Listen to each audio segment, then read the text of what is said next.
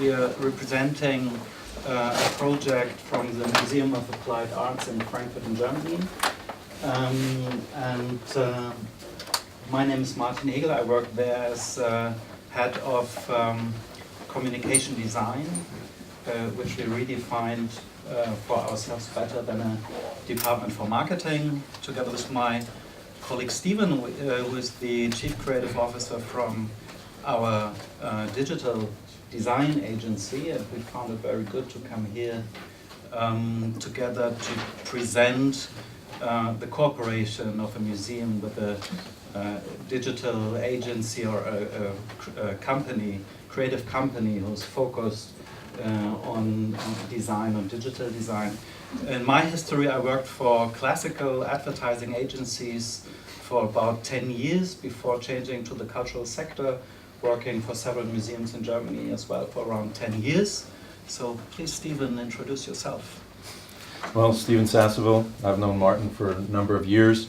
I've been running agencies about 20 years now, this one about 3. I'm managing partner. We're specialized on digital experiences, and the museum landscape is one of our challenges that we're working on in about 5 years now, trying to incorporate all the design skills that we can over the time. My history is very eclectic. I started as a classical painter and illustrator, worked for Disney and other DC Comics animation studios, so a lot of the scribbles you see are still handmade. We believe in that, even if it's digital. So analog and digital sort of mesh together in both worlds, which is very nice for the museum landscape. And this is one of our main things we want to share with you today, and we want to discuss with you. And for this reason, we wanted to mix up a bit the classical illustrated world with the digital world, because the experience in a museum, the experience as a human being, is not either analog or digital, and we both really want to overcome this border between the analog world and the digital world. So this is one of our main goals, and we decided to talk to you a bit about this question: how is it possible for a visitor, what is a visitor by the way, for a participant to leave marks in a museum? So as you see on a sub-level, you will see all the time some doings we think they're crucial and very important to live in a museum. Of course, it's to visit, it's to learn, but you will find, and I don't mention them any longer than the first time, but you will see a lot of words that have to do something with living, being a human being, and not leaving your human side beside in the moment while passing through the door of a museum. So you're still a person, still an individual.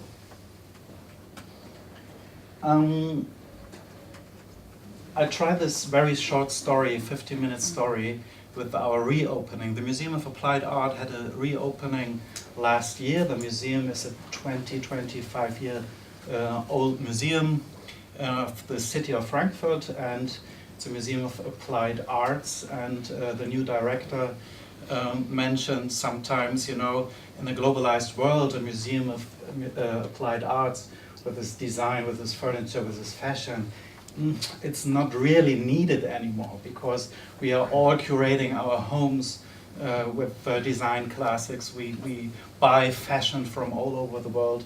We are very close into that. But what we can do, we can use all these objects and elements as fuel for the stories we want to tell the people, and to give them a new focus on what's going on in our world today. So we redefined the museum more from a classical museum of design arts, where you go through rooms and rooms and have objects and objects, to a platform where you discuss all the stuff again and again and again, and what it has to do with my daily life.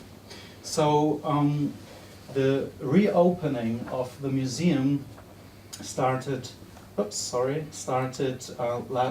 year in March, with 3 days. 3 days reopening, and we had 12,000 visitors, which was more or less what we had before in a month, more or less. So it was a very successful, but we showed this. The building where we located is a beautiful Richard Meyer building, 25 years old. More or less nobody of the Frankfurt citizen has seen this building in its original form. And during the last years, the manner came up that because of light and the objects and everything is very decent, we have to, well, the old team, but they had to close all the windows, and they showed the objects very safely in the rooms, and the new director said, first of all, the thing is the public has to rediscover the building by itself as an object of applied art. So this empty house, it's about 4,000 square meters big, so it's a real huge space. And normally we have around 120,000 visitors a year. So the overall idea is reimagining a museum as a space for possibilities, and this is more or less the main idea we discuss through every discipline in the museum. So how is an exhibition, how is the education program is set up, how is the communication created, and this is our leading questions to all of this.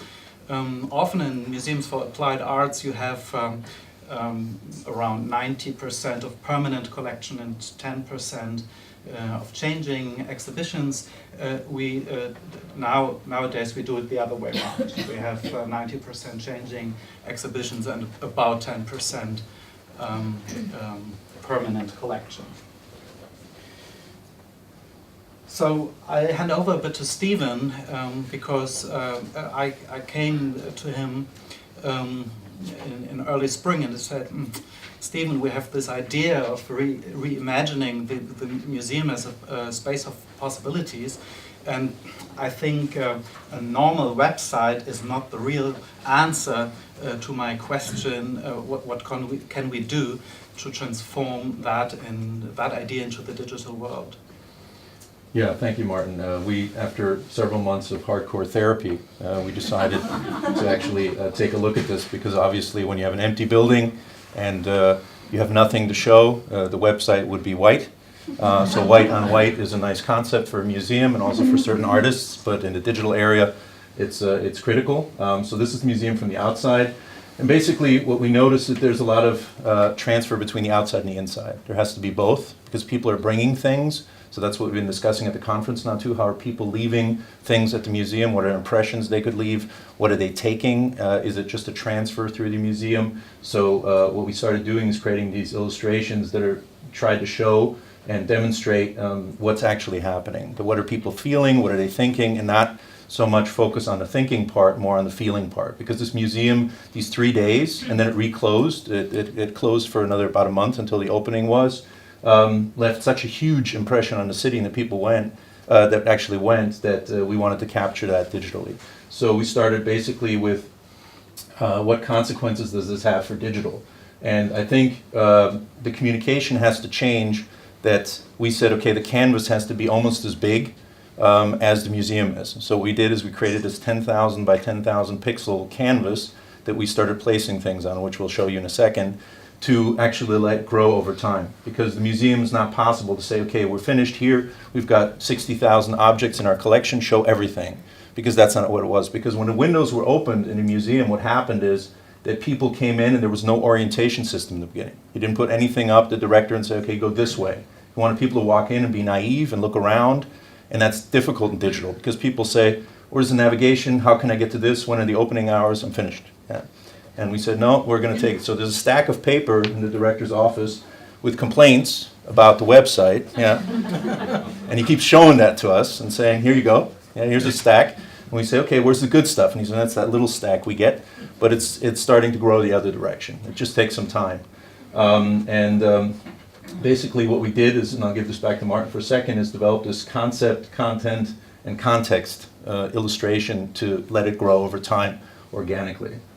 Yes, it's our strong belief that in a time where we know a lot of things about objects that surround us, what's about the objects we have in a collection, maybe from another country, maybe a few hundred years old, but the very important question always is it interesting for me? Where is my question, where is my link to that object? How can I understand it, even if it's maybe an object from Asia, 200 years old? So where can I connect with? And so for us, it's not a real formula, but for ourselves, we found out that we want to create through the context I have by myself. I come to the contact with the person. So the first C is Contact.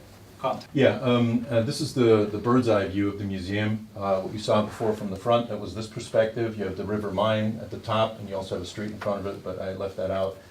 Basically, you have these content areas, different floors, 3 floors in the museum, plus another half floor on top.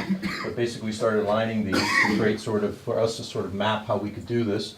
And basically, there is no map. We created an algorithm that basically spherically starts with objects in the middle that decay over time. So they have a time axis that basically, there's several things we play with. One is time, the other one is how often is this being viewed and being recommended.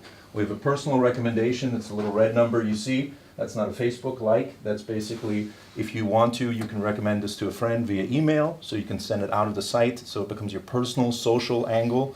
If somebody is not in the social media, now we have a Facebook integration, you can also push it to your Facebook timeline. But basically you have an enormous canvas that you can explore, you can check out by yourself, just drag and drop across.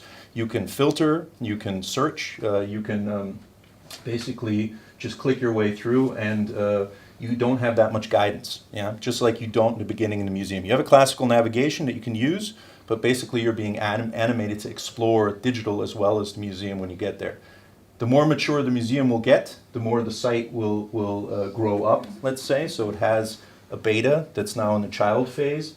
So basically you have, once you click on something, everything else grays out, so you can only focus on that one topic. Like if you were in the museum itself, you would just go to one thing, and while you're transferring to something else, you might just get a hint of what's in the background, but you're really not focusing on that. And then basically this is the network that's set up. So instead of having just chaos, you start, the more you like things or you recommend them, they grow. So they become bigger on the website, they get a dominance. So actually new topics will be in the center, but they'll be very small, which at the beginning was like, headlines, we have to feature, this thing has to be big. I said, no, nobody's done anything with it yet. So basically, you have to work on it, you can't boost it in the background, so it has to actually work with you. And this is basically, you see, the 257 topic is bigger than the 215 and the 162. So there's a competition between these things, and once you click into them, you get a classical sort of view, you can scroll down, you still have the navigation, and I'll just go into the tools quickly. So we stay within the time also, is that on the left-hand side, you have basically filters that you can say, I don't want to see any of the images, I just want to see headlines. I want to have my own settings that I can set up. I don't want to see anything about service, for instance, or the press statements. So you can filter it down to exactly what you want. This is going to be expanded over time as we learn how people are working with the site, but basically it gives you the power to say, forget all this stuff, I just want to see this. And same here, you have a navigator tool which will show you the entire canvas, and it'll show your current position. As soon as you drag it around, it'll plop you down wherever you are, so people understand and grasp how this is going. And the thing is, over time now we have a decay of 6 months, so when something's 6 months old, it starts wandering to the outside of this periphery of the site, and then it ends up in the archive. You can search it and find it, but you won't see it on the canvas anymore. Stephen, 2 minutes left. I'm going. So, if this is how we approach participation in a website and in the museum, do we need apps? Yes, yes we do. Yeah, we think apps are great. But what we did is we said there are great apps out there already. So what we do is when you come into the museum, we recommend apps that you use to enhance your experience. You maybe already have them, yeah, maybe you don't. We're not making any money on this, so it's just a recommended thing to purchase. But what we do is we keep updating the list and saying, hey, this is an interesting tool. This might live outside the museum. So inside, outside the museum is now flowing. There's no more barrier to entry to the museum because that's something that still lives strong in certain people. But what we wanted to do is not be so arrogant and say, hey, we know how to make the coolest apps because there's people out there who make really cool apps, so just use those. Yeah, but we also want to make a cool app. So we have just a working title made by me. There's an app concept that we're prototyping right now. Basically, it's a framework that we want to set up and that has been tested now that is going to replace the standard audio guides. We've had this discussion at the conference yesterday too, that you can basically use it outside the museum. You can come into a museum and download the content that the museum wants you to have in any language you want. So basically we set up a framework that you can use, similar a little bit what the MoMA is doing, they talked about yesterday. And A bit ahead of that. they're a bit ahead of us, yeah. And we talked to Bloomberg yesterday on the phone. So basically we say it'll have certain functions that you want to use outside too.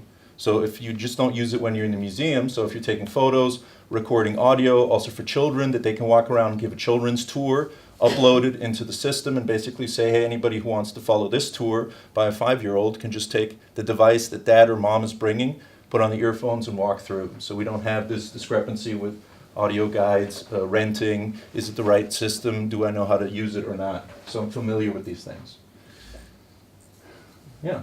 Yeah, that's, I think, very, very fast how to remove the museum and how to remove, I think, what I felt after 10 years working in this business. We are always, you know, on this tower and watching a bit the visitors around us and say, yeah, okay, we have to explain it. But this whole concept is coming down on the same level as the visitor and learning from them. We have heard that yesterday, I found it very interesting, become more the listeners to what they need and fill that up with our expertise and then mix that up together so that, for instance, a 5-year-old knows better than the best educators in our museum could know that. So we want this little example of sharing or recommending. We want that to have that as a standard for all tools we use in the museum. And so, of course, you are already now been visitors to our place. Thank you very much. Thank you.